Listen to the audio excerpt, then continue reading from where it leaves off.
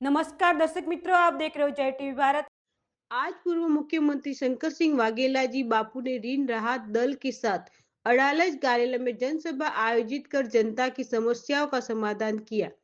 शंकर सिंह वाघेला जी ने गुजरात सरकार से अपील की कि जिस प्रकार हिमाचल प्रदेश सरकार ने 1 लाख रुपए तक के छोटे व्यापारियों के ऋण माफ किए हैं, उसी प्रकार गुजरात सरकार को भी ऋण ग्रस्त लोगों के कम से कम 5 लाख रुपए तक के ऋण माफ करने चाहिए। कर्जा मुक्ति अभियानना આગેવાન આપણા ચૌધરી સાહેબ રાજેશ્વરભાઈ બ્રહ્મભટ્ટ, એમની ટીમ, અમારા નારણભાઈ મકવાણા, બધાનો આભાર માનું છું કે કહેવાતું આ વિકસિત ગુજરાત, સુખી ગુજરાત, એમાં દુઃખી લોકોની વેદના સાંભળનારું કોઈ નથી. એમની વાત સાંભળીને તમારા બધાના દુઃખમાં ભાગ લેવા માટે જે રાત દિવસ એક કરી રહ્યા છે એ બધાનો આભાર માનું છું.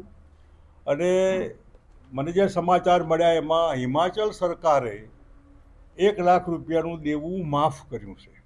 जैसा अभी बापू ने बताया, हम लोग कर्जा मुक्ति अभियान चला रहे हैं। मैं कर्जा मुक्ति अभियान का संस्थापक हूं। हमारे साथ राजेश्वर ब्रह्मभट्ट जी हैं जो प्रदेश प्रभारी हैं, नारायण भाई मकवाना हमारे प्रदेश अध्यक्ष हैं, चंद्रेश भाई हमारे ऑफिस को मैनेज कर रहे हैं, टीम को मैनेज कर रहे हैं।